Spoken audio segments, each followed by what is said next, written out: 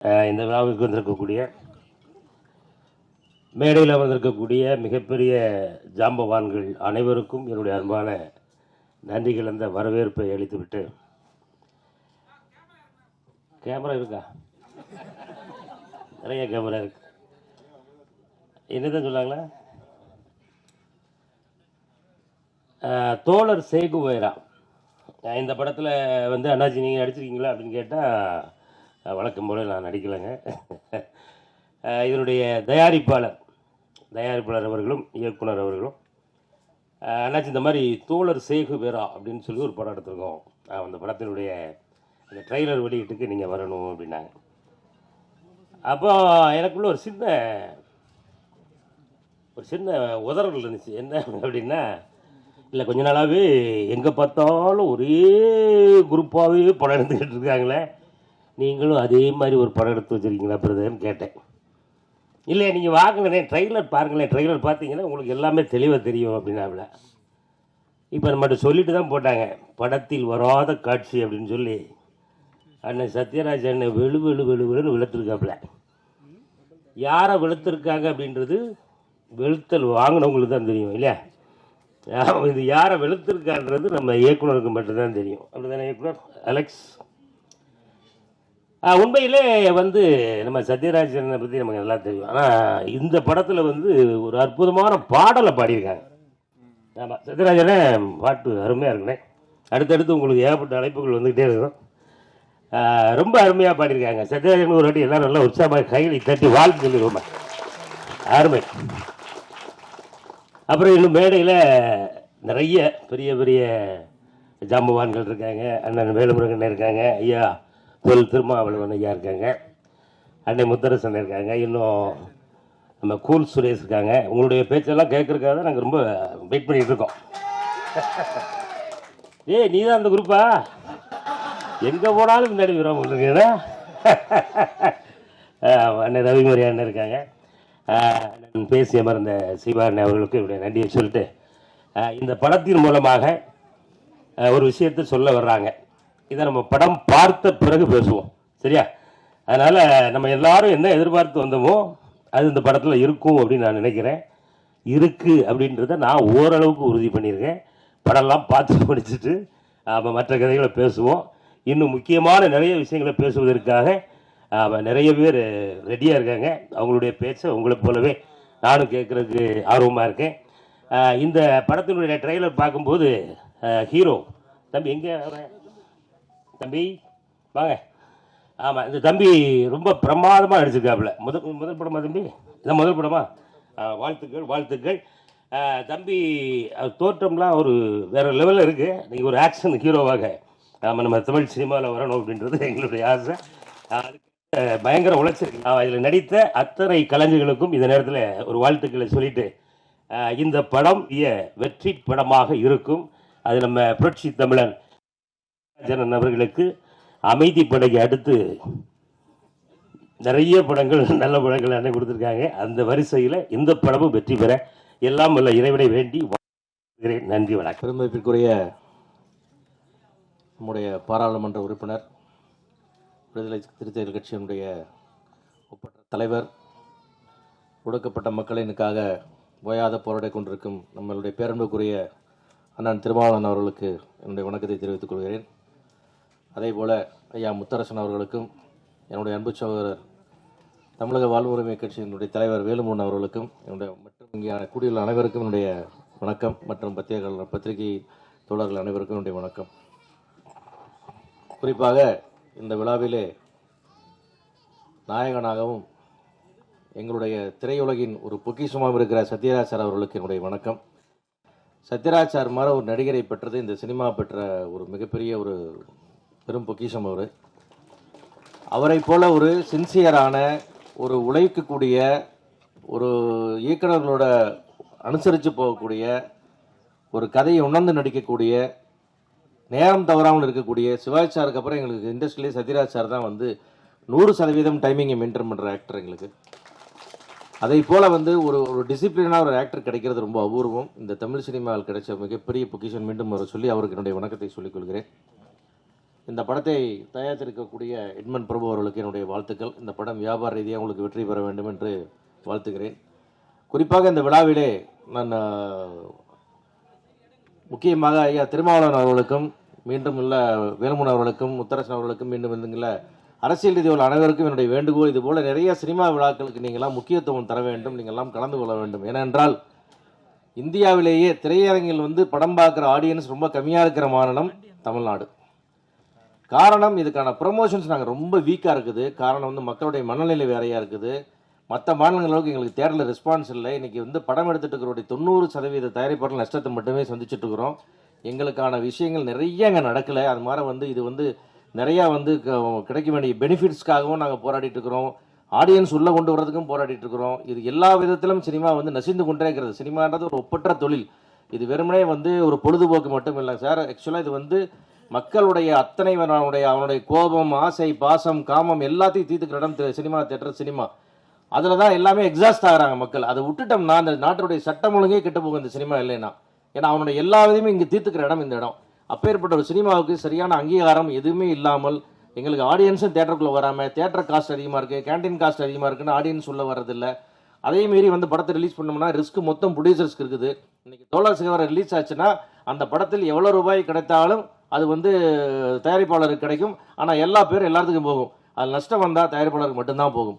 அப்படி ஒரு சூழ்நிலை நாங்கள் இருக்கிறோம். அதுபோல் இந்த சினிமாவை ப்ரொமோட் பண்ணுறதுக்கு நீங்கள் எல்லாம் வந்தது எங்களுக்கு பெரிய மகிழ்ச்சி. ஏன்னா உங்களால் இந்த சினிமா இன்னும் அதிக தூரத்துக்கு எடுத்துகிட்டு போகப்படும், அதிக மக்களால் பார்க்கப்படும். இந்த விளம்பரங்கள், இந்த விழா அதிகமாக பார்க்கப்படும். அதன் மூலமாக இந்த படம் ஒரு நல்ல லாபத்தை எட்ட வேண்டும் என்று எங்களுடைய ஆசை. இதே போல் பல விழாக்களுக்கு நீங்கள் தொடர்ந்து ஆதரவு அளிக்க வேண்டும். எங்களுக்குள்ள குறைகளை கூட மத்திய அரசிலே சொல்லி எங்களுக்கு வேண்டுகிற சில சலுகையெல்லாம் தேவைப்படுகிறாங்களும் போராடி கொண்டு தான் இருக்கிறோம். அவற்றையெல்லாம் நீங்களும் பெற்றுத்தர வேண்டும் என்று பாராளுமன்ற உறுப்பினர் என்ற முறையிலே உங்களிடத்திலும் இந்த கோரிக்கையை வைத்து இந்த விழாவிற்கு உங்களுக்கு அனைவருக்கும் நன்றி கூறி இந்த படம் வெற்றி பெற வேண்டும் என்று இந்த படத்திற்காக உழைத்த அத்தனை பேருக்கு என்னுடைய வாழ்த்துக்களை தெரிவித்துக் கொள்கிறேன். நன்றி. எனக்கு வாழ்க்கையில எந்த நல்லது நடந்தாலும் சரி, ஏதாவது பிரச்சனை வந்தாலும் சரி, ஃபர்ஸ்ட் அவர்கிட்ட தான் போய் சொல்லுவேன் நான். அதே மாதிரி அவருடைய எப்போ போனாலும் அவரை சந்திக்கிற வாய்ப்பு எனக்கு கொடுக்கறதுக்கு ரொம்ப நன்றி சார். அவருடைய கதவுகள் எனக்காக திறந்திருக்கிறது எனக்கு எப்பயுமே ரொம்ப சந்தோஷம் சார். அந்த இந்த மாதிரி ஒரு பாதையில போகும்போது பல பிரச்சனைகள் வரும். அந்த பிரச்சனை வரும்போது நேராக இப்படிதான் திரும்பி பார்ப்பேன். அப்ப நீங்க இருக்கிறது எனக்கு அவ்வளவு பெரிய நம்பிக்கையை கொடுக்குது சார்.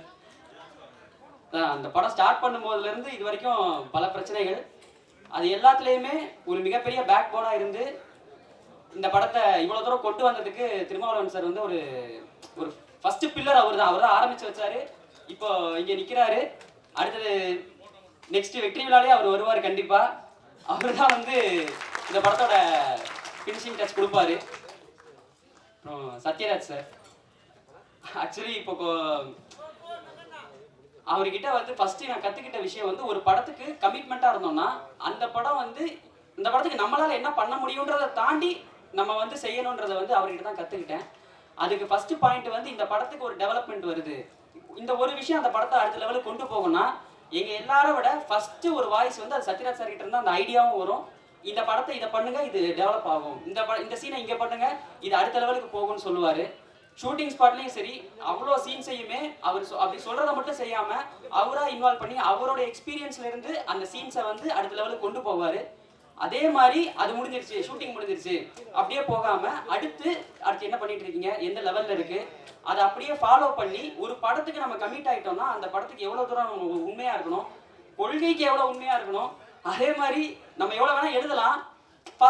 நம்ம ஃபர்ஸ்ட் படம் பண்ணும்போது எவ்வளவு வேணாலும் பேசலாம். 250 படங்கள், 46 வருடங்கள், 250 படங்களுக்கு அப்புறம் இந்த டைலாக பேசுறது சத்யராஜ் சார் தவிர வேற யாரும் பேசியிருக்க மாட்டாங்கன்னு நினைக்கிறேன் நான். சத்யராஜ் சார் அதுதான் அவருதான் ஆசிரியரும் அதை தான் சொன்னாரு. இதுக்கு ஒருத்தர் பேசுறாரு, ஆசிரியர் சொன்ன வார்த்தைகள் இது. ஒருத்தர் பேசுறாரு, அது மக்கள் கிட்ட போய் சேரும் போது இவர் பேசுறது வெறும் டைரக்ட் இங்க பேசிட்டு வெளியே போய் வேற கொள்கையை ஃபாலோ பண்ணுவாரு, பேசுறதுக்கு ஏற்ற மாதிரி நடந்துக்க மாட்டாருன்னு சொல்லுவாங்க. ஆனா சத்யராஜ் சார் பேசினா அவர் இங்க பேசுறது மட்டும் இல்ல, இதை வெளியே அவுட் ஆஃப் சினிமா இதை ஃபாலோ பண்ற ஆளு, இதுக்காக ஸ்டாண்ட் அவுட் பண்ணி நிப்பாருன்னு சொன்னாரு. அதை இப்போ லைவ்லயே பார்த்துட்டோம். ரொம்ப நன்றி சார். அதே மாதிரி முத்தரசன் தோழர் சார், அவர் நாங்க அவரை சார் இந்த மாதிரி ஒரு படம் பண்ணியிருக்கோம் சார், சேகவரான் பேர் வச்சிருக்கோம், படத்துல ஒரு சின்ன பிரச்சனைகள் இருக்கு, நீங்க வரணும் சார்ன்னு சொன்ன உடனே அவர் வெள்ளிக்கிழமை சேலத்துல ஒரு போராட்டத்துல இருந்தார். நாங்கள் இந்த படத்துக்கு அவரை இன்வைட் பண்ணும்போது அப்பதான் சொன்னாரு, இல்லை நான் போராட்டத்தில் இருக்கேன், ஒரு 2 days வெயிட் பண்ணுங்க, ஆனால் நான் வந்துடுறேன் அப்படின்னு சொன்னார். அது மாதிரி மண்டே வந்தப்பவும் அங்கேயும் ஆஃபீஸில் வச்சு ஒரு விஷயத்தை பற்றி தான் பேசிகிட்டு இருந்தார். ஏதோ ஒரு இந்த அந்த அந்த ஒரு ஏரியாவில் இருக்கிற ஒரு குறிப்பிட்ட பிரச்சனையை வச்சு தான் பேசிகிட்டு இருந்தார். ஸோ நாங்கள் ஃபோன் பண்ணும்போதும் அவர் வந்து ஒரு சேலத்தில் ஒரு போராட்டத்தில் இருந்தார். திங்கக்கிழமை அவர் ஆஃபீஸ் போகும்போதும் அங்கே ஏதோ ஒரு பிரச்சனையை பற்றி தான் பேசிகிட்டு இருந்தார். ஸோ மக்களோட மக்களாக கிரவுண்டில் இருக்கிற பிரச்சனையை அப்பப்பவே எடுத்து பிரச்சனையை அந்த அட்ரஸ் பண்ற இடத்துல வந்து தோழர் முத்தரசன் வந்து ஒரு போராளியா நின்றுட்டு இருக்காரு கிரவுண்ட்ல. அது ரொம்ப நன்றி சார். அதே மாதிரி கரிகோல் ராஜா சார் படத்துல வந்து ஒரு முக்கியமான பிரச்சனை வந்துச்சு இந்த வருஷத்தோட ஸ்டார்டிங்ல. அப்போ அவர் வந்து ஒரு ஹெல்ப் பண்ணாரு. அந்த ஹெல்ப்னால தான் இந்த படம் அடுத்த லெவலுக்கு போச்சு. இல்லைன்னா கரிகோல் ராஜா சார் அந்த டைம்ல அந்த ஹெல்ப் பண்ணலன்னா இந்த படத்தை அந்த இடத்துலயே நம்ம ஸ்டாப் பண்ணி வச்சிருக்க வேண்டியதுதான். அவர் கொடுத்த ஒரு சின்ன ஹெல்ப், அந்த ஒரு இன்புட்டு, அது வந்து இது வரைக்கும் வந்துச்சு. அந்த ஹெல்ப்போட நிற்காம வீக்லி ஒன்ஸ் ஃபாலோ பண்ணுவார், என்ன நடந்துச்சு பரவாயில்லையா, அவர் தனி அக்கறை வச்சு பார்ப்பாரு. அதுக்கு உண்மையாகவே ரொம்ப நன்றி சார், தேங்க்யூ சார். அதே மாதிரி இந்த படத்தோட ப்ரொடியூசர், அவருக்கு நன்றி வந்து இப்போ சொன்னால் நல்லா இருக்காது. ஏன்னா படத்தை சக்ஸஸ் பண்ணிட்டு அந்த இடத்துல வச்சு நன்றி சொன்னால் தான் கரெக்டாக இருக்கும், ஃபினிஷ் பண்ணி. அதனால அந்த நேரத்தில் இந்த படம் வெற்றி அடைஞ்சிருச்சு அப்படின்னு சொல்ற வார்த்தையை வந்து நான் நன்றியா சொல்லணும்னு ஆசைப்படுறேன் இந்த படத்துல. அதுக்கப்புறம் இப்போ மேல வந்திருக்கிற அத்தனை பேருக்குமே என்னுடைய நன்றிகள். ஏன்னா நீங்க வந்து ஆரம்பம் ஒரு மாதிரி இருந்துச்சு, கொஞ்சம் நிறைய டென்ஷன். இது சத்யராஜ் சார் கிட்ட ஒரு மன்னிப்பு கேட்டுக்கிறேன் சார். நடுவில் ஒரு சின்ன ஒரு சின்ன இந்த ப்ரோக்ராம்ல ஒரு சின்ன டிஸ்ட்ரப்ஷன் ஆச்சு, சேரத்துக்கு அங்கே போடுறது இங்கே போடுறதுன்ட்டு. அதனால முத்தரசன் தோழர், மேல்முருகன் அண்ணன் எல்லாருமே அதை அட்ஜஸ்ட் பண்ணி அந்த மிஸ்டேக்கை வந்து அப்படியே ஃபாலோ பண்ணாம அதை கடந்து போனாங்க, அந்த மெச்சூரிட்டியை காட்டினாங்க. ரொம்ப ரொம்ப நன்றி சார். ஒரு இடத்துல வந்து ஒரு சின்ன மிஸ்டேக்ஸ் நடந்தாலும் அதை வந்து ஈஸியா அந்த ஃபாலோ பண்ணி கொண்டு போகணும், அப்செட் ஆகிடக்கூடாதுன்றதை வந்து நான் இப்போ இங்கே கற்றுக்கிட்டேன் சார். ஏன்னா நான் இப்போ டக்குன்னு வந்து என்னடா இப்படி ஆயிடுச்சேன்னு சொல்லி ஃபீல் பண்ணிட்டு இருந்தேன். அவங்க ரொம்ப ஈஸியா சிரிச்சு பேசி கொண்டு போயிட்டு இருந்தாங்க. அதே மாதிரி திருமாவளவன் சாரும் டெல்லியில மினிஸ்டரை பார்த்துட்டு அடுத்தது 3 மணி ஃபிளைட்டுக்கு வரேன்னு சொன்னார். இதுல எனக்கு ஒரு நெகிழ்ச்சியான விஷயம் என்னன்னா, நான் வந்து விடுங்க பரவாயில்ல, 3 மணி ஃபிளைட்டை பிடிச்சி நான் வந்து 6 மணி ஃபிளைட்டை 3 மணிக்கு எந்திரிச்சு 6 மணி ஃபிளைட்டை பிடிச்சி நான் வந்துடுறேன் அப்படின்னு சொன்னார். அதுக்கப்புறம் தான் வந்து அவருக்கு அவ்வளோ ப்ரெஷர் இருக்கு, மினிஸ்டர் மீட் நைட் இருக்கு சார், வேணாம் சார் நீங்கள் வாங்க சார், நம்ம பார்த்துக்கலாம் சார், நீங்கள் வந்து ஜாயின் பண்ணுங்க சார்னு. அதுக்காக அந்த வார்த்தையை சொன்னதுக்காக, நான் 6 மணிக்கு கிளம்பி வர்றேன்னு சொன்னதுக்காக ரொம்ப நன்றி சார். அதே மாதிரி கூல் சுரேஷ் அண்ணன் வந்து ஒரு பிளாஸ்டா பேசிட்டு போயிட்டார். நான் எதிர்பார்க்கவே இல்லைன்னா, நீங்க இப்படி பேசி நான் பார்த்ததே இல்லை, நீங்க வேற மாதிரி பேசி பார்த்துருக்கேன். இப்ப அங்க பின்னாடி நாங்க அதான் பார்த்துட்டு இருந்தோம், இப்படி பேசுறாப்புல, அந்த அந்த அந்த ஸ்டேஜுக்கு ஏற்ற மாதிரி அடிச்சு அப்படி பின்னிட்டாப்புல. அதே மாதிரி வேல்முருகன் சார் அன்எக்ஸ்பெக்டடா அவர் வந்து ரொம்ப ஸ்ட்ராங்கா பேசிட்டு போனார் என்ன கண்டென்ட்ன்றத. அதே மாதிரி நம்ம அடுத்து என்ன பண்ணணுன்றதையும் சொல்லிட்டு போனாரு. மேடையில் இருக்கிற மற்ற அனைவருக்குமே ரொம்ப நன்றி சார். மேடையில் அமர்ந்திருக்கும் பெரியவர்களுக்கும் மற்றும் மேடையில் எதிரே அமர்ந்திருக்கும் அனைவருக்கும் வணக்கம். தோழர் சொல்வாரா, இந்த படம் வந்து அந்த ப்ரொடியூசர் பாவம் ஏன் அந்த படத்தை எடுத்தோம் அப்படின்ட்டு யோசிக்கக்கூடிய அளவுக்கு பண்ணிட்டாங்க. அது என்னங்க சென்சார்னு ஒன்று வச்சு நம்மளை ஏன் அண்ணட கூட சொன்னா வேலுமரன் சொன்னான் பார்க்கும்போது, இந்த சென்சாருங்க ஒரு விஷயத்தை வச்சு ஏன் நம்மளை வந்து இவ்வளோ ஒரு துன்புறுத்துறாங்கன்னு தெரியல. ஒரு நல்ல கருத்துக்களை சொல்ல முடியல. அப்போ எப்படி தான் நாங்கள் படம் எடுக்கணும், அதையாவது சொல்லுங்கன்னு அதையும் சொல்ல மாட்டாங்க. அது என்னங்கிறதே தெரில. எனக்கு கூட என்னுடைய ஃபர்ஸ்ட் படம் மின்சார்னு ஒரு படம் பண்ணேன். அதில் நம்ம தோல் திருமணம் தான் ஹீரோவை நடித்தார். கட் பண்ணிகிட்டே இருக்காங்க. சார் உங்கள் படம் 41 கட்டு தான் சார், எனக்கு 3 மணி நேரம் படத்தை கட் பண்ணாங்க. சாரி 30 நிமிஷம் படம் கட் பண்ணாங்க. 30 நிமிஷம் படத்தை கட் பண்ணி ஏன் கட் பண்ணுறீங்கன்னு கேட்டால் பதில் சொல்லணும், நீங்கள் கேட்கக்கூடாது. அப்போ நான் டைரக்டர் நான் கேட்காம யார் சார் கேட்பா? என்ன விஷயம் சொல்லுங்கள், அது சொல்லக்கூடாது. நீங்கள் கேட்கக்கூடாது, சொல்ல மாட்டோம். அப்போ நான் கேட்டேன், ஒன்று பண்ணுங்க சார், அதாவது ஜாதி அப்படிங்கிறத நான் பேசலை, ஜாதியை பற்றி பேச வரல. சினிமாவில் கூட மதிப்புக்குரிய அண்ணன் சிவா அவர்களை மேடை கிடைக்கிறோம் அண்ணா பாங்கண்ணா ப்ளீஸ்ண்ணா. அப்போ எப்படி அப்போ சொன்னேன், தாழ்த்தப்பட்ட சமுதாயத்திலிருந்து யாரும் சினிமாவில் கூட முதலமைச்சர் நடிக்க கூடாது அப்படி எனக்கு ஒரு லெட்டர் கொடுத்துருங்க. இந்த படத்தை நான் அப்படியே விட்டு போயிடுறேன். என்ன சென்சார் என்னதான் நினச்சிட்டு இருக்காங்க ஒன்றும் புரியல.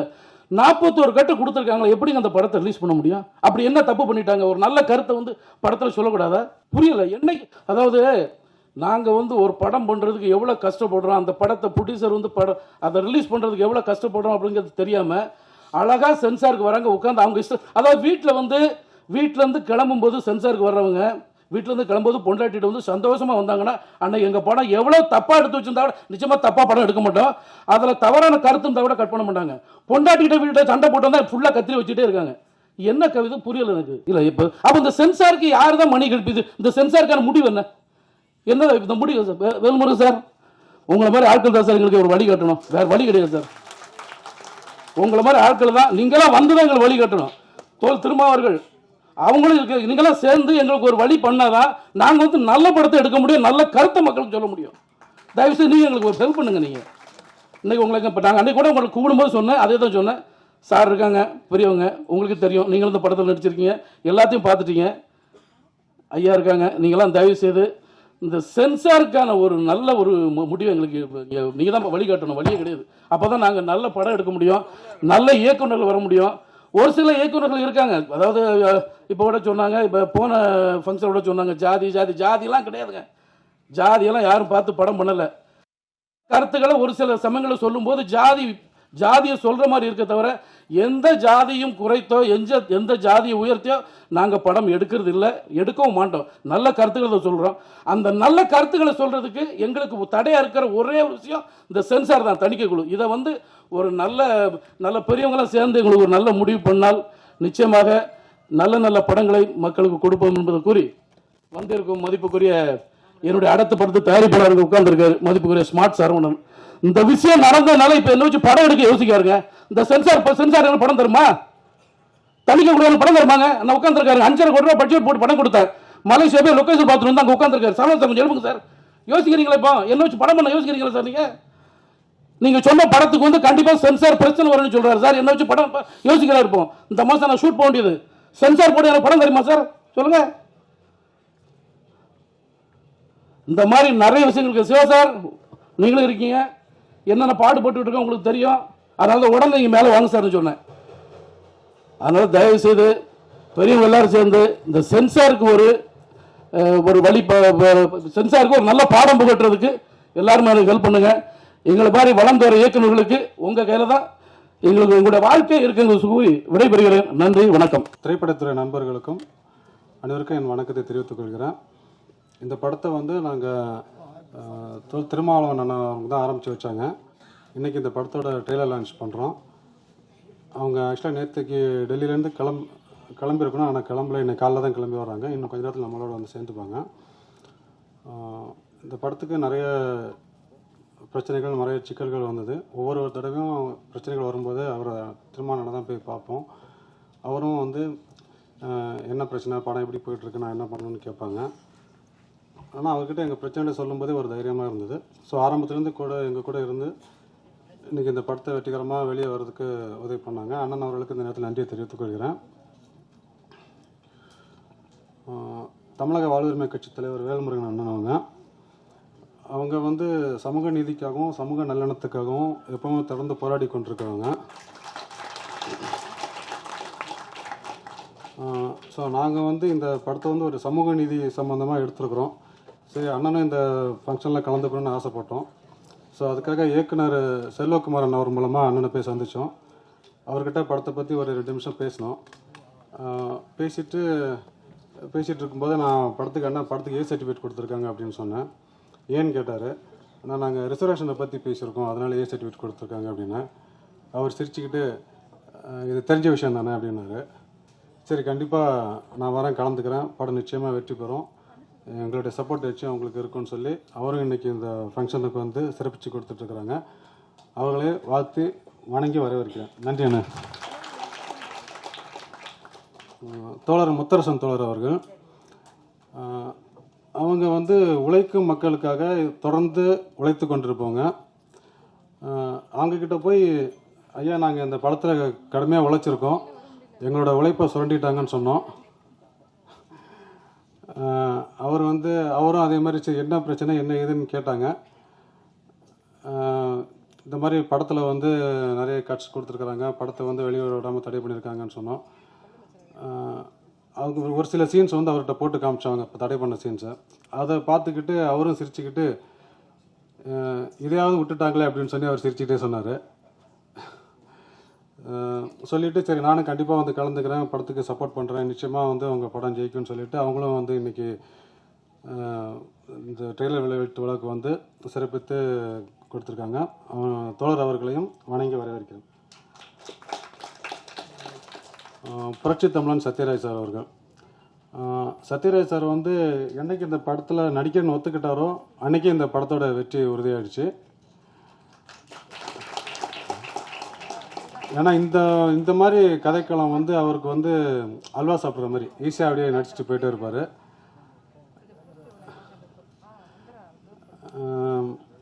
ஆக்சுவலாக சத்யராஜ் சாருக்கு இந்த கதையை வந்து நாங்கள் தோழர் பிரின்ஸ் மூலமாக ஐயா ஆசிரியர் அவர்கிட்ட சொல்லிகிட்டு இருந்தோம். அப்போ இந்த படத்தில் யார் நடிக்கலான்னு அப்படின்னு கேட்கும்போது அவர் சொன்ன முதல் வார்த்தை சத்யராஜ் சார். ஸோ இந்த தோழர் செய்தி வர இன்றைக்கி பேசப்படுறதுக்கும் நாளை வந்து பரபரப்பாக பேசப்பட போவதற்கும் முக்கியமான காரணம் சத்யராஜ் சார் அவர்கள். அவர்கள் இந்த படத்துக்குள்ளே வந்தது எங்களுக்கு ரொம்ப பலமாக இருந்தது. ஸோ சத்யராஜ் சார் அவர்களையும் வணங்கி வரவேற்கிறேன். அப்புறம் இங்கே வந்திருக்கும் தோழர்கள் அனைவருக்கும் எல்லாருமே வந்து விருந்தினர்களாக இல்லாமல் வெறும் பார்வையாளர்களாக மட்டும் இல்லாமல் எங்களோட படத்தோட பிரச்சனைகளை புரிஞ்சுக்கிட்டு ஸோ ஒரு உறுதுணையாக இருப்போம், இந்த தோழர் சேகுவாராவுக்கு தோளோடு தோள் கொடுக்கணும் அப்படின்னு சொல்லிட்டு வந்திருக்கிறாங்க. அவங்க அனைவரையும் வாழ்த்தி வணங்கி வரவேற்கிறேன். முக்கியமாக ஒரு திரைப்படம் எடுக்கிறது வந்து ரொம்ப கஷ்டம். அந்த படத்தை வந்து பிஸ்னஸ் பண்ணி தேட்டருக்கு கொண்டு வரது அதோட ரொம்ப கஷ்டம். அந்த படத்தை மக்கள்கிட்ட கொண்டு போய் சேர்க்கறது ரொம்ப ரொம்ப கஷ்டம். அந்த கஷ்டமான வேலையை செய்கிற பத்திரிகை தொலைக்காட்சி நண்பர்கள் உங்கள் அனைவருக்கும் என்னோட நன்றியை தெரிவித்துக் கொள்கிறேன். நீங்கள் இந்த படத்தை வந்து உங்களால் முடிஞ்ச அளவுக்கு சப்போர்ட் பண்ணி ஒரு பெரிய வெற்றி அடைய வைக்கணும்னு கேட்டுக்கொள்கிறேன். மீண்டும் ஒரு முறை இங்கே வந்த அனைவருக்கும் நன்றியை தெரிவித்துக் கொண்டு வாழ்த்தி வரவேற்கிறேன். நன்றி, வணக்கம். மானமும் அறிவும் மனிதனுக்கு அழகு என்று சொன்ன தந்தை பெரியாரை வணங்கி, இழப்பதற்கு எதுவுமே இல்லை கைகளில் உள்ள விலங்குகளை தவிர, பெறுவதற்கு பொன்னுலகம் இருக்கிறது என்று சொன்ன காரல் மார்க்ஸையும் நினைத்து, கோயில்களில் ஆடுகளைத்தான் பலியிடுவார்கள், சிங்கங்களை ஒருபோதும் பலியிடுவது இல்லை என்று சொன்ன புரட்சியாளர் டாக்டர் அம்பேத்கர் அவர்களையும் நினைவு கூர்ந்து, எனக்கு தெரிஞ்சு இப்படி ஒரு மேடையை நான் பார்த்ததே இல்லைங்க. வந்து உட்காரதுக்கு முன்னாடி மேடையில் ஏற்றி பேசி முடிச்சுட்டு கிளம்புங்க அப்படின்ற ஒரு மேடையை இப்போதான் நான் முதல் முறையாக சந்திக்கிறேன். கடைசியாக இந்த மேடையில் நம்ம அண்ணன் சீமானை பார்த்தது ஒரு மலரும் நினைவுக்காக சொல்கிறேன். தோழர் ஷெகுவாரா அப்படின்ற படத்தோடைய பேரை கேட்டோன்னே எனக்கு பெரிய சந்தோஷமாக இருந்தது. அதில் தம்பிங்கெல்லாம் வந்து வீட்டில் உட்காந்து அந்த அன்கட் சீன்ஸ் எல்லாம் காட்டும்போது இன்னும் ரொம்ப பெரிய மகிழ்ச்சியாக இருந்தது. இளைய தலைமுறை ஒரு சினிமாவை எப்படி பார்க்க வேண்டும் என்பதையும் எதை மக்களுக்காக செய்ய வேண்டும் என்பதையும் ரொம்ப தெளிவாக ஆணித்தரமாக ஒரு படத்தை எடுத்து வச்சுருந்தாங்க. அது உண்மையிலே பாராட்டுக்களை தெரிவித்துக் கொள்கிறேன். தோழர் சத்யராஜ் அவர்களை சொல்லவே வேணாம். அவர் உள்ளே புகுந்தாலே சும்மா சதுரடி தான் அடித்து வெளுத்து நறுக்குவார். அவரை பார்த்தோட எனக்கு இன்னும் ரொம்ப பெரிய சந்தோஷமாக இருந்தது. அவருடைய நடிப்பு அப்படின்னு சொன்னால் தமிழ் சினிமாவில் ஒரு லெஜண்ட் அப்படின்னு சொல்கிற ஒரு நடிகர் வேற, அவர் இந்த படத்துக்குள்ளே இருக்கிறாங்க. தோழர் ஷெகுவாரா என்று சொன்ன உடனே பொலிவியா காட்டுக்குள்ளே முதல் முறையாக அவர் கடைசி இறுதி பயணத்தை மேற்கொண்ட போது அமெரிக்க படை அவரை பிடிச்சிரும். அப்போ ஷெகுவாரா கடைசி நிமிடங்களை எண்ணிக்கொண்டு இருப்பார். காலையில் சுட போகிறாங்க, யார் சுடுவது என்பதில் ஒரு குழப்பம் இருந்தது. அப்போ ஒரு துப்பாக்கி ஏந்திய வீரனை அனுப்புகிறார்கள். அவர் பயந்துட்டு வெளியே வந்துடுறாரு, என்னால் முடியலை அப்படின்றாரு. அப்புறம் ஒருத்தர் தயார் பண்ணி அனுப்புகிறாங்க. அவர் துப்பாக்கியை கையில் வைத்திருக்காரு, கை ஆடிக்கிட்டே இருக்கு. உடனே ஷெகுவாரா அந்த இறுதி நிமிடத்தில் சொன்னார், பயப்படாத, கவலைப்படாதே, துப்பாக்கியை உயர்த்திப்பிடி, நீ சுடப்போவது ஒரு கோழையை அல்ல, உலகத்தின் விடுதலையை நேசிக்கிற ஷெகுவாரா என்கிற மாபெரும் வீரனை என்று சொன்னார். புரட்சி வெற்றி அடைகிற போது பொலிவியாவிலே நாங்கள் ஒரு பள்ளியை உருவாக்கி கொடுப்போம் என்று கடைசி நிமிடத்தில் உணவு கொடுத்த ஆசிரியரிடம் சொன்னதுதான் ஷெகுவாரா. உலகத்தில் யாரெல்லாம் ஒடுக்கப்பட்டு துயரப்பட்டு கொண்டு இருக்கிறார்களோ அவர்களுக்காக நீ துடித்தெழுந்தாய் என்றால் நீயும் என் தோழன் என்று உலக விடுதலைக்கு கனவு கண்டவனை ஒரு பெயரா வச்சிருக்கிற ஒரு படம். எனக்கு தெரிஞ்சு அதிகாரத்திற்கு எப்போதுமே அச்சுறுத்தலாக இருப்பவர்கள் கலைஞர்களாகத்தான் இருப்பாங்க. ஏன்னா இவங்க தான் எளிமையா சொல்லிட முடியும். ஒரு 1000 மேடைகளில் நாங்கள் பேசுவதை ஒரு காட்சியிலே எளிமையாக சாமானியன் வீட்டுக்கு கொண்டு சேர்க்க முடியும் என்றால் அது திரைப்படங்கள் வைத்திருக்கிற ஒரு மந்திர சக்தின்னு நான் சொல்லுவேன். அதனாலதான் பேரறிஞர் அண்ணா சொன்னாரு, சென்சார் இல்லாமல் ஒரே ஒரு திரைப்படத்தை எடுக்க எனக்கு வாய்ப்பு கிடைத்தால் தமிழ்நாட்டை திராவிட நாடாக மாற்றி காட்டுவேன் என்று பேரறிஞர் அண்ணா சொன்னார். எனக்கு தெரிந்த தமிழ் சினிமா ஒவ்வொரு காலகட்டத்திலும் இந்த தமிழ் சமூகத்திற்கு என்ன வழிகாட்ட வேண்டும் என்பதை தெளிவாக சொல்லியிருக்கு. நான் ஒரு விஷயத்தை சொல்லிட்டு முடிக்கிறேன். இந்த படம் தமிழ் சமூகம் எதிர்கொள்ளுகிற இன்றைய காலகட்டத்தினுடைய சிக்கல்களை மட்டும் இல்ல, வருங்கால தலைமுறையினுடைய பாதுகாப்பு குறித்தும் கல்வி குறித்தும் தெளிவாக வெளிப்படையா பேசுது. அதுல தோழர் பேசியிருக்கிற வசனம்லாம் டைரக்டரை பார்த்தா எனக்கு ரொம்ப அதிர்ச்சியா இருந்ததுங்க. ஒரு சின்ன பையன் காலேஜ் போயிட்டு இருப்பாருன்னு பார்த்தா அவர் எழுதிய வசனங்கள் இருக்குல்ல, அப்படியே அதிர்ச்சி ஆயிட்டேன் நான். கண்ணே கலங்கி போச்சு. அவர் பார்த்திருப்பாரு. எனக்கு என்ன நம்பிக்கை தெரியுமா? எங்களுக்கு அடுத்த தலைமுறை இந்த சமூகத்தை உயர்த்தி பிடிக்கிற நெஞ்சுரத்தோடு கலையை கையிலே ஏந்தி இருக்கிறது என்பதை இந்த டைரக்டரை பார்க்கும்போது எனக்கு பெரிய மகிழ்ச்சியா இருந்துச்சுங்க. கலைதான் ஆயுதம், நல்லா புரிஞ்சுக்கோங்க. அறிவாயுதம் என்பது கலையை உயர்த்தி பிடிக்கிறவனுக்கு தெரியும்.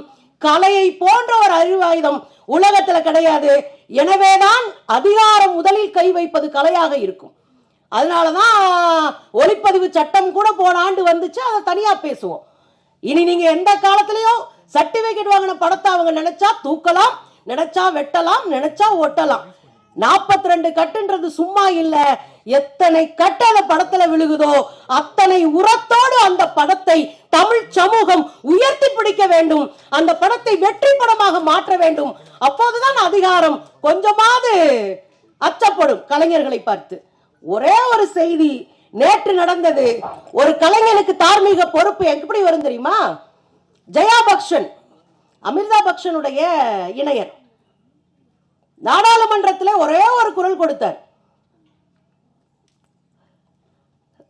சபாநாயகரை பார்த்தார், எந்திரிச்சிட்டு நான் ஒரு கலைஞன், உடல் மொழியையும் உணர்வுகளையும் உணர்ச்சிகளையும் புரிந்து கொள்ள முடியும். முக பாவனைகளை என்னால் புரிந்து கொள்ள முடியும். உடல் மொழி என்னால் புரிந்து கொள்ள முடியும். ஆனால் மிஸ்டர் அப்படின்னு அவருடைய பேரை சொல்லிட்டு, சபாநாயகருடைய பேரை சொல்லிட்டு, உங்கள் உடல் மொழி சர்வாதிகாரமாக இருக்கிறது அப்படின்னு பேசிட்டு, அது நல்லதில்லை. நாம் எல்லாம் ஒரே மாதிரி இயங்குவதற்காக இங்கே வந்திருக்கிறோம். நீங்கள் ஆசிரியர் அல்ல, நாங்கள் பள்ளிக்கூடத்துக்கு வருகிற மாணவர்கள் இல்லை என்கிற ஒரு குரலை அங்க பதிவு செய்யறார்னா, அதுக்கு பின்னாடி அதிகாரம் தோல் உயர்த்துகிற போதெல்லாம் பார்த்து வேடிக்கை பார்க்க மாட்டோம். கலை என்கிற அற்புத ஆயுதத்தை கையில் வைத்திருக்கிறோம். மக்களை வென்றெடுப்போம், சமூகத்தோடு உரையாடுவோம். கலை மக்களுக்கானது. நன்றி, வணக்கம். என்னோட பேர் எனக்கே மறந்து போச்சு. சில பேர் மைனர்னு சொல்றாங்க, சில பேர் விஜய், சில பேர் வீரமணிங்கிறதுனால உண்மையான பேரை மறந்து போச்சு. அதனால தான் ஷாக் ஆகி நானே உட்காந்துருந்தேன், யாரும் விஜய்னு வந்திருக்காங்கன்னு.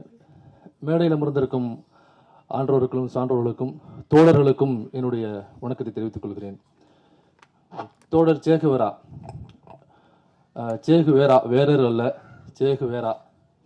இந்த படத்தில் எனக்கு தெரிஞ்ச 2 பேர் நடிச்சிருக்காங்க, ரொம்ப நெருக்கமான நண்பர்கள். ஒன்று நீல் ஆனந்த், இன்னொன்று அண்ணா ஒருத்தர் பேர் கூட நான் மறந்துட்டேன். ரொம்ப அண்ணன், உங்கள் பேர் என்னண்ணே? சுல்தான் அண்ணன். 2 பேர் நடிச்சிருக்காங்க. இதை தாண்டி இந்த படத்தில் பேச வேண்டிய விஷயங்கள் நிறைய இருக்கு. தோழர் சேகுவேரா பல அடக்குமுறைகளுக்கு எதிராக, முதலாளித்துவ எதிராக போராடிய ஒரு மிகப்பெரிய ஒரு தோழர். ஆனால் அவருடைய பெயர் கொண்ட படம் வெளியில் வர்றதுக்கு இன்னைக்கு நாமெல்லாம் சேர்ந்து போராட வேண்டிய கட்டத்துக்கு நம்ம தள்ளப்பட்டிருக்கோம். இந்த படத்துக்கு கொடுக்கப்பட்டிருக்க கட்டு எத்தனை தெரியுங்களா? 42 கட்டு இந்த படத்துக்கு கொடுத்துருக்காங்க. குறிப்பாக இந்த படத்துக்கு ஏ சர்டிஃபிகேட் எல்லாம் பூரா ஆதாரத்தோடு தான் வந்திருக்கேன். ஏ சர்டிஃபிகேட் கொடுக்கறதுக்கான காரணம் என்ன, ரீசன் என்னன்னு அவங்களே கோட் பண்ணியிருக்காங்க. அவங்க சொல்லியிருக்க ரீசன் என்னன்னா, reason for grant of a certificate, the film is evaluated in its overall aspects. சரி, okay. The content explores caste based discrimination along with other sensitive issues like reservations and scholarship. So ரிசர்வேஷனையும் ஸ்காலர்ஷிப்பையும் பற்றி இந்த படம் பேசுது அப்படிங்கிறதுனால நாங்கள் இந்த படத்துக்கு ஏ சர்டிஃபிகேட் கொடுக்குறோம் அப்படின்னு ஒரு புது அர்த்தத்தை கொடுத்துருக்காங்க. அப்போ திரைப்படத்தில் இனிமேல் ரிசர்வேஷனை பற்றியோ அல்லது ஸ்காலர்ஷிப்பை பற்றியோ பேசினா ஏ சர்டிஃபிகேட்னா அதுக்கப்புறம் உங்களுக்கு சேட்டலைட்டு போகிறதுல சில பிரச்சனைகள் வரலாம், அதனால வியாபாரம் பாதிக்கப்படலாம். இப்படி எல்லா வகையிலையும் இந்த ரிசர்வேஷன் குறித்து பேசப்படுகிற வழிகளை எல்லாம் கேட்டு போட்டு அடைக்கிறதா அவங்களுடைய வேலையாக இருக்குது. கடைசியில் திரைப்படத்துக்கும் அவங்க கை வச்சுட்டாங்க. இதில் 42 கட்டு இருக்குது. இந்த 42 கட்டில் ஒரு 2-3 கட்டை மட்டும் நான் உங்களுக்கு எக்ஸ்பிளைன் பண்ணணும்னு நினைக்கிறேன். அதாவது வாழைப்பூ அப்படின்னு ஒரு வார்த்தை வருது இல்லை, எனக்கு அந்த படம் பார்த்தவங்களுக்கு தெரியும். அந்த வில்லன் ஒரு கட்சியை சார்ந்திருப்பார். அதனால் வாழைப்பூ நாங்கள் மலர வச்சுருவோம் அப்படின்னு ஒரு டைலாக் வரும். அதனால் வாழைப்பூ அப்படிங்கிறத நீங்கள் எப்படி பயன்படுத்தலாம் அப்படின்னு அதுக்கு கற்றுக் கொடுத்துருக்காங்க. அதுக்கப்புறம் பாருங்கள், அண்ணாதுரை என்கிற ஒரு வார்த்தை, ஒரு கேரக்டரோட பேர். அது அண்ணன் நாஞ்சில் சம்பத்தண்ணன் தான் அந்த கேரக்டர் பண்ணியிருப்பார். கருப்பு துண்டு போட்டு அந்த கேரக்டர் பண்ணியிருப்பார்.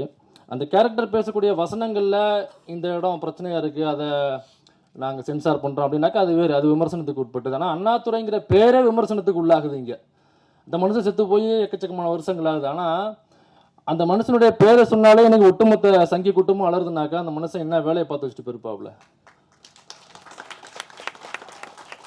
அண்ணாதுரைங்கிற ஒருவருடைய பெயர் ஒரு கதாபாத்திரத்துக்கு வைப்பது கூட அவங்களால பொறுத்து கொள்ள முடியல. இன்னைக்கு உன் கையில் அதிகாரம் இருக்கு, அண்ணாதுரைங்கிற பேரை நீ சென்சார் பண்ணலாம். ஆனால் தமிழ்நாடு என்கிற பெயர் இருக்கும் வரை, இருமொழி கொள்கை என்கிற கொள்கை இருக்கும் வரை இறந்தாலும் அண்ணாதுரை வாழ்ந்து கொண்டுதான் இருப்பார். இது அண்ணாதுரை அவர்களுடைய வார்த்தை. அடுத்தது பாருங்க, இந்த வில்லன்கள் நெத்தியில ஒரு குங்குமம் விட்டு வர்றாங்க. இந்த வில்லன்கள்லாம் குங்குமம் வச்சிருக்காங்க. அதனால அந்த சீனுக்கு சென்சார். ஏன்னாக்கா எப்படி ஒரு இப்படி கோடு போட்டு குங்குமத்துலையோ அல்லது வேற எதுலையோ கோடு போட்டு எப்படி நீங்கள் வில்லன்களை ப்ரொஜெக்ட் பண்ணுவீங்க, அதனால அந்த சீன்ஸை சென்சார் எடிட் பண்ணணும் அப்படின்னு சொல்லிட்டு ஒரு கட்டு கொடுத்துருக்காங்க. ஆனால் பாருங்க, இன்னைய வரைக்கும் நம்ம பார்க்குற வில்லன்கள் பெரும்பாலும் தொப்பி வச்சுக்கிட்டு, தாடி வச்சுக்கிட்டு, குல்லா வச்சுக்கிட்டு அப்படிதான் வில்லன்கள் வர்றாங்க. பயங்கரவாதிகள் அல்லது தீவிரவாதிகள் அப்படின்னு.